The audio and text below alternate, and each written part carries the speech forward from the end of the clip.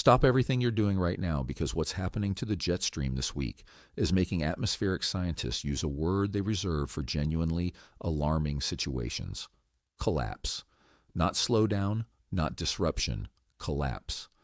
At the 4-minute mark, I'll reveal the exact mechanism that's causing this 30,000-foot river of wind to buckle and break. By minute 8, you'll understand why 3 separate scientific studies published in the last 6 months are reaching completely opposite conclusions about what this means for your future. And at minute 12, I'll show you the 5 regions where this jet stream chaos creates life-threatening weather conditions over the next 30 days. Conditions that 87 million Americans are completely unprepared for. Here's a number that should immediately concern you. As of January 2nd, 2026, meteorologists confirmed a sudden stratospheric warming event is evolving over the Arctic, set to weaken and displace the polar vortex through mid-January. This isn't theoretical. This is happening right now, 12 miles above your head, and the consequences are already propagating downward into the weather systems that control your daily life. When scientists talk about SSW events, they're describing a phenomenon where temperatures in the stratosphere spike by as much as 50 degrees Celsius in just a few days. That kind of thermal shock waves destabilizes the entire atmospheric circulation pattern from the Arctic to the tropics. But here's what makes this situation genuinely unprecedented and why the word collapse is being whispered in meteorological circles with increasing frequency. The jet stream isn't just wobbling. It's realigning weeks earlier than normal for this time of year. According to analysis published just 5 days ago, the polar jet stream typically doesn't undergo major realignment until late January or February. This year it's happening in early January, creating what forecasters are calling weather mood swings, rapid oscillations between spring-like warmth and Arctic blasts that happen so quickly that infrastructure, emergency services, and human planning simply cannot keep pace. Let me explain exactly what a jet stream collapse actually means, because the terminology matters and media coverage often gets this catastrophically wrong. When atmospheric scientists use the word collapse in reference to the jet stream, they're not predicting the end of atmospheric circulation. They're describing a state where the jet's usual westerly push weakens dramatically, its path develops extreme waves and kinks, and smaller atmospheric forces that normally get overridden suddenly matter enormously. In this weakened state, the jet stream stops acting like a conveyor belt that efficiently moves weather systems from west to east and starts behaving like a pinball machine where storms can stall, retrograde, or take completely unpredictable paths. Here's the atmospheric physics behind why this is happening right now and why it creates such dangerous conditions for the 150 million Americans living in the jet stream's zone of influence. The jet stream exists because of temperature contrast, specifically the temperature difference between cold polar air and warm tropical air creates pressure gradients. And those pressure gradients, combined with Earth's rotation, generate the high-altitude winds we call the jet stream. For decades, this system has been relatively stable because the temperature contrast has been relatively stable. But climate change is fundamentally altering this equation in ways that create what scientists call Arctic amplification. The Arctic is warming at least twice as fast as the global average, with some regions seeing warming rates 3 to 4 times faster. This reduces the temperature gradient between the poles and mid-latitudes, which in turn weakens the jet stream's westerly flow. A weaker jet stream has less momentum, which means it's more easily deflected by relatively minor atmospheric features like mountain ranges, ocean temperature anomalies, or blocking high-pressure systems. When the jet stream gets deflected into large north-south waves, those waves tend to move eastward very slowly or not at all. This creates persistent weather patterns that can lock regions into extended periods of drought, flooding, heat, or cold. Now here's where the scientific controversy emerges and why you need to understand both sides of this debate to make informed decisions about your family's preparation and your community's resilience. A study published in June 2025 by researchers at Dartmouth challenged the prevailing narrative about jet stream behavior. Their analysis of historical data going back to 1901 found that the jet stream was frequently just as wavy in past decades as it is today, well before human-caused climate change would have been a significant factor. According to their findings, wavy periods are a natural feature of atmospheric circulation, and the current waviness may not be as unusual as recent, shorter-term studies suggest. But just 5 months earlier, in November 2024, a completely different study published in the journal Communications, Earth and Environment reached the opposite conclusion. That research demonstrated that climate change is indeed making the jet stream wavier through what they call the fast, get faster mechanism. This mechanism predicts that extreme northward and southward excursions of the jet stream will increase faster than the average flow under continued warming. The study found clear evidence of the signal emerging in the southern hemisphere, though not yet definitively in the northern hemisphere where most of us live. So which study is correct? The honest answer is that atmospheric science is still grappling with this question, and the uncertainty itself creates profound challenges for planning, infrastructure development, and emergency preparedness. What we know with high confidence is that something fundamental is changing in how the jet stream behaves. What remains uncertain is whether that change is primarily human-caused or part of natural variability, and whether it will intensify or stabilize in coming decades. But while scientists debate the causes, the effects are undeniable and immediate. Just 1 week ago, analysis published on January 3rd, 2026 revealed that 2025's extreme weather had the jet stream's fingerprints all over it. Instead of moving storms quickly eastward as it normally does, the sluggish jet stream stalled weather systems in place, causing prolonged downpours and catastrophic flash flooding across much of the continental United States.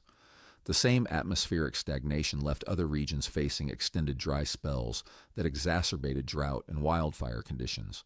Research now shows that these persistent planetary waves are occurring 3 times more frequently than they did in the 1950s, regardless of whether climate change or natural cycles are the primary driver.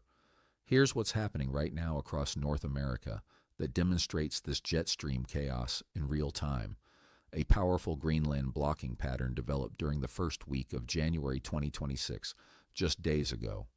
This blocking high-pressure system is forcing the jet stream into an extreme north-south configuration, steering Arctic air deep into Europe with temperature anomalies exceeding -10 degrees Celsius across Central Europe and the Balkans.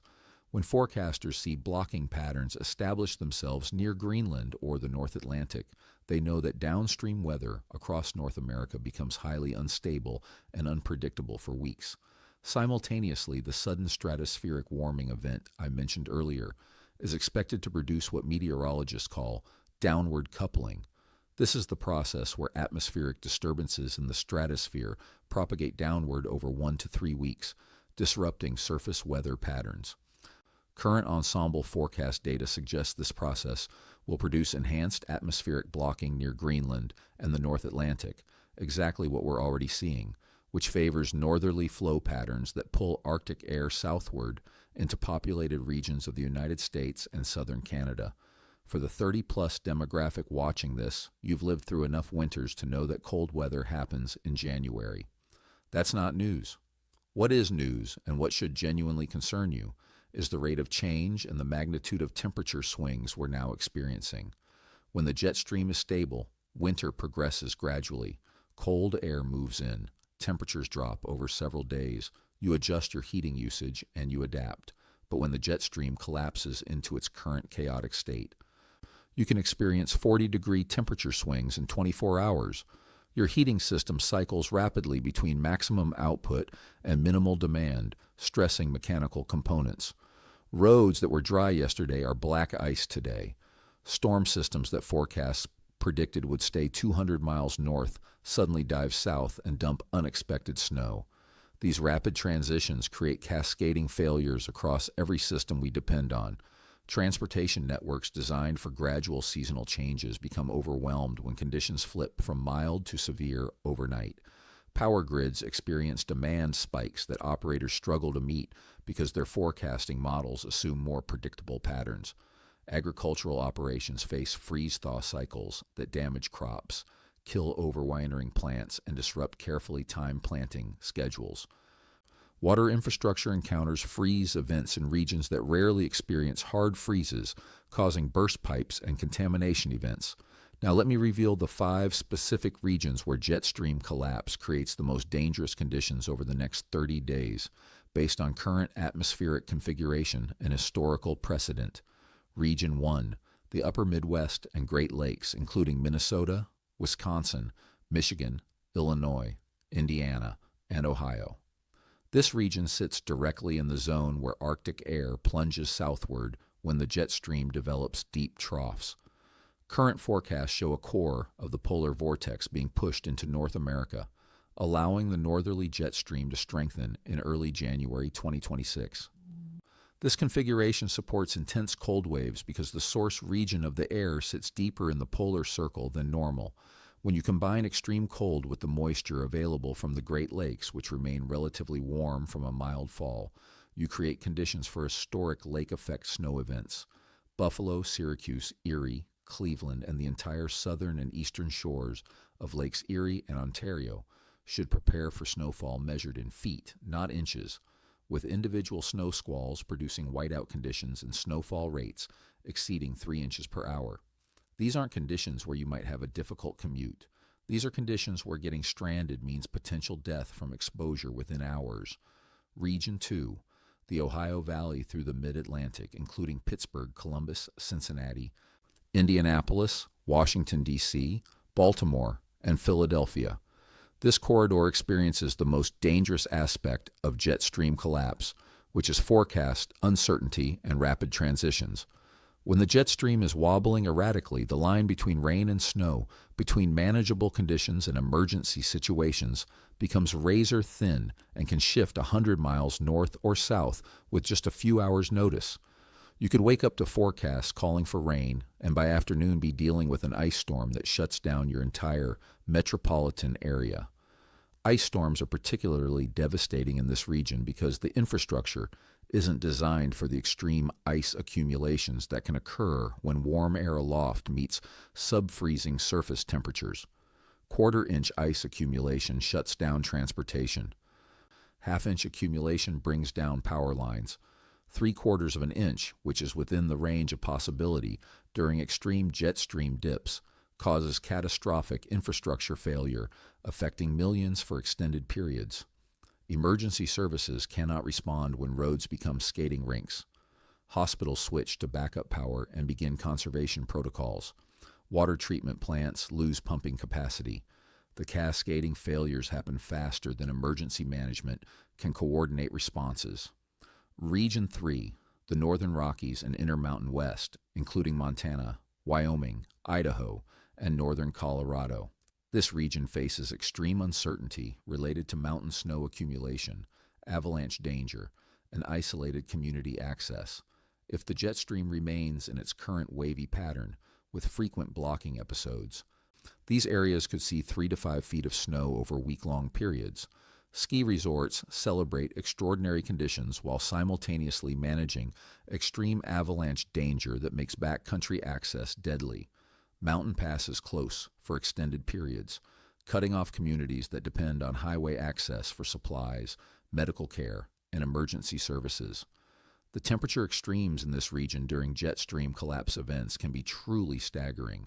Actual air temperatures, not wind chill, can drop to -30 or -40 degrees Fahrenheit in populated valleys. At those temperatures, exposed skin freezes in under 10 minutes.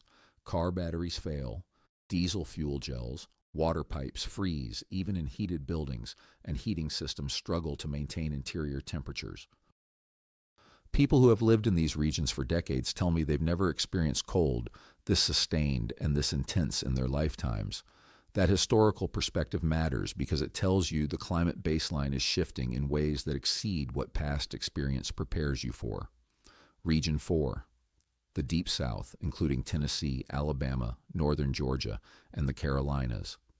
These states face particular danger during jet stream collapse because their infrastructure and population have minimal experience with significant winter weather. When a wavy jet stream allows Arctic air to penetrate this far south, the results can be catastrophic. The 2021 Texas freeze that killed hundreds and caused billions in damage provides a template for what can happen when infrastructure designed for mild winters encounters extreme cold. Power grids in these regions lack the weatherization that northern states consider standard. Natural gas demand spikes beyond pipeline capacity. Wind turbines ice up. Solar panels get covered with snow. Coal piles freeze. Water pipes in homes burst because they're located in exterior walls or unheated spaces. Roads become impassable not from heavy snow but from ice accumulation that state DOT departments lack equipment to manage. The economic disruption cascades quickly because just-in-time supply chains assume roads and power remain functional. Region 5, the Northeast Corridor, including Boston, New York, Philadelphia, and the megalopolis that houses over 50 million Americans. This region combines high population density with aging infrastructure and complex coastal interactions. When the jet stream collapses into extreme configurations, nor'easters can develop with frightening speed as cold air rushing down from Canada collides with warm Gulf Stream waters off the Atlantic coast. These storms can produce blizzard conditions, coastal flooding from storm surge, and power outages affecting millions simultaneously. The challenge in this region isn't just the weather itself, but the cascading impacts across interconnected systems. Subway systems flood, airports shut down, stranding hundreds of thousands. Commuter rail networks ice up. Highway systems gridlock as millions try to get home before conditions deteriorate. The sheer density of population means that when things go wrong, they affect more people more severely than anywhere else in North America. Hospital emergency rooms become overwhelmed. Homeless populations face lethal exposure. Elderly residents in poorly heated apartments face hypothermia risk. The social fabric becomes strained in ways that test our capacity for mutual aid and community resilience. Now let me address the question that's probably forming in your mind right now. If the science is uncertain and scientists disagree about whether jet stream changes are human-caused or natural variability, why should you care? Why prepare for extreme weather that might not happen? The answer comes down to risk management and the asymmetry of consequences. If you prepare for severe weather that doesn't materialize, you've spent some money on supplies and time on planning. If you don't prepare for severe weather that does materialize, you could lose your life, your home, your livelihood, or family members you're responsible for protecting. This is the fundamental difference between professional meteorological thinking and amateur speculation. Professionals manage risk by preparing for plausible worst-case scenarios while hoping for best-case outcomes. Amateurs make confident predictions based on wishful thinking and then find themselves in emergency situations they're not equipped to handle. When atmospheric scientists tell you the jet stream is behaving erratically and forecast confidence is lower than normal, that's not weakness or incompetence. That's honest communication about the limits of predictability when the atmosphere enters chaotic states. Here's what you should actually do with this information over the next 30 days as this jet stream pattern continues evolving. First, abandon the idea that you can make firm plans based on extended forecasts. The 7 to 14-day forecast window that's normally somewhat reliable becomes almost useless when the jet stream is in collapse mode. Instead, adopt what emergency planners call rolling horizons. Check forecasts daily. Make decisions based on 3-day windows. Build flexibility into everything from travel plans to work schedules to supply purchasing. Second, increase your household resilience buffer for winter weather emergencies. This means having food, water, medications, and heating alternatives for at least 2 weeks of complete isolation. Not because you'll definitely need them, but because the probability of needing them has increased substantially. Stock non-perishable food that doesn't require cooking or refrigeration. Store water because frozen pipes can leave you without running water for days. Fill prescriptions early. Have battery-powered or hand-crank radios for information when power fails. Maintain backup heating that doesn't depend on electricity, because even natural gas furnaces won't work without power to run the blower and control systems. Third, if you're in one of the 5 high-risk regions I identified, treat this as a serious planning exercise, not a theoretical worry. Walk through your home and identify vulnerabilities. Where are your water pipes located? Are any in exterior walls or unheated spaces? Do you know where your main water shutoff is and how to use it? Do you have fire extinguishers and carbon monoxide detectors? Do you have flashlights, batteries, and backup power for medical devices? These aren't doomsday prepper questions. These are basic competencies that every household in winter climate zones should maintain. Fourth, establish communication plans with family members, elderly neighbors, and vulnerable community members. When power fails and cell towers go down, how will you check on people? Do you have landlines or alternative communication methods? Have you exchanged physical addresses with distant family in case digital communications fail? Do you know which neighbors have generators, medical training, or other resources that might be shared during emergencies? Community resilience during weather disasters depends on these networks being established before crisis hits. Fifth, respect forecast uncertainty and don't make critical decisions based on single weather models or amateur social media predictions. When professional meteorologists at NOAA and the National Weather Service tell you forecast confidence is low due to jet stream instability, believe them. That means the difference between a mild week and a life-threatening emergency could come down to atmospheric details that won't resolve until 24 to 48 hours before the event. Don't fly across the country for a one-day meeting if forecasts show any possibility of winter weather. Don't schedule elective surgery during periods of high uncertainty. Don't send elderly relatives on long drives through regions where weather could change rapidly. The broader pattern we're witnessing extends beyond this particular winter and this specific jet stream configuration. Climate scientists across multiple institutions and research programs are reaching consensus on certain fundamental points, even as they debate specifics. The Arctic is warming faster than the rest of the planet. This is reducing temperature gradients that drive atmospheric circulation. Extreme weather events are becoming more frequent and more intense. Persistent weather patterns that used to be rare are becoming common. These aren't predictions about the distant future. These are observations about the present that carry profound implications for how we design infrastructure, plan communities, and organize our lives. For those of you over 30, you can feel this change viscerally. The weather of your childhood doesn't match the weather your children experience. The predictable seasons your grandparents knew have given way to chaotic transitions and record-breaking extremes. This isn't nostalgia or selective memory. This is measurable change documented in temperature records, precipitation patterns, and atmospheric circulation indices. The question isn't whether change is happening. The question is how rapidly it's occurring and whether our adaptive capacity can keep pace. The jet stream collapse we're witnessing right now represents a stress test of that adaptive capacity. Can weather forecasting systems maintain accuracy when fundamental atmospheric patterns shift? Can infrastructure designed for historical climate normals function under novel extreme conditions? Can emergency response systems handle events that fall outside their planning assumptions? Can communities maintain cohesion and mutual support when basic services fail? These aren't academic questions. These are tests we're failing or passing in real time, and the results determine which communities thrive and which suffer catastrophic losses. Let me close with a perspective that I think gets lost in both alarmist media coverage and dismissive skepticism.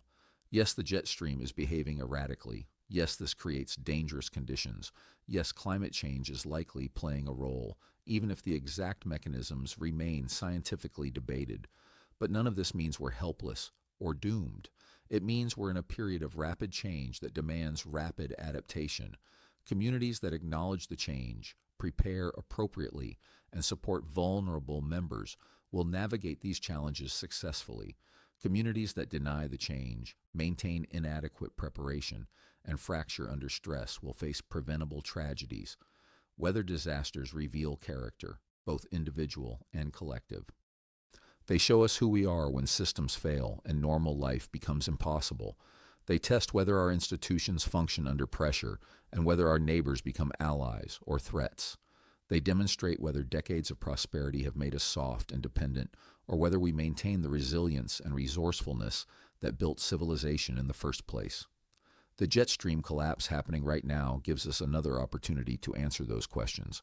How we respond will determine not just whether we survive this winter, but what kind of society we build for the increasingly chaotic climate future we're already living in.